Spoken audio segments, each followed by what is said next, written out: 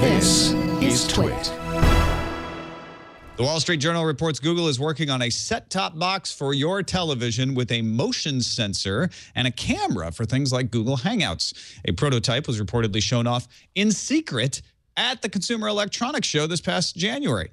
At the time, the device also had access to Android games and other apps from the Google Play Store.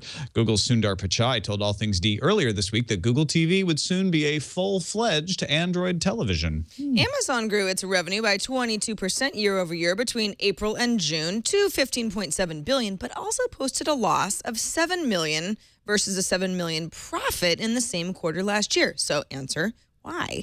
Amazon invested heavily in its Kindle business, digital downloads, and streaming products, and is working on its China presence. And Jeff Bezos says Amazon's top best-selling products last quarter were all either Kindles or accessories for Kindles or digital content for Kindles, so perhaps it's money well spent. IDC just released some worldwide smartphone market share numbers. Samsung and Apple are still numbers 1 and 2 respectively, but both saw their market share drop in the quarter. 3 companies are picking up smartphone users, and they are LG, Lenovo, and ZTE. LG now holds 5.1% of the market share, and that's due to in part to the Nexus 4 and the Optimus G Pro. Lenovo was in the number 4 spot after spending 2 quarters out of the top 5. The Google Chromecast TV dongle just got a little less valuable. At its announcement Wednesday, Google included 3 free months of Netflix with the purchase of the $35 device. Now, the part of the deal is off, or at least that Netflix part is off, due to overwhelming demand. Pray Google doesn't alter the deal further. Hacker Barnaby Jack has died in San Francisco a week before he was set to show off techniques to attack implanted heart devices that he claimed could kill someone from 30 feet away. Jack, who was a security expert, became one of the most famous hackers in the world after he showed off how to make an ATM spit out cash in a 2010 demonstration, which was then dubbed Jackpotting. Jackpotting.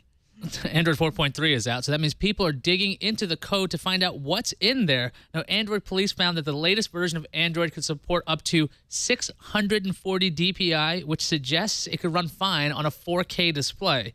Additionally, the site found App Ops, which would give users more control over what permissions apps have, and that feature isn't enabled yet because it isn't fully baked. And lastly, Android police found the Konami code works. Go into the game section of Google Play for a little Easter egg. Up, up, down, down, nice. Samsung announced quarterly earnings, and it's doing just fine. Operating profit increased 47.5% year over year. As expected, operating profit in the mobile division rose 52% year over year to 6.23 trillion Korean won. It fell 3.5% over the previous quarter, despite the launch of the Samsung Galaxy S4.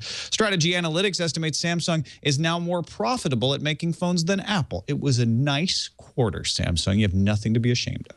The U.S. government is demanding internet companies give up users' stored passwords. That is according to 2 industry sources familiar with these orders, which points to surveillance techniques still publicly undisclosed.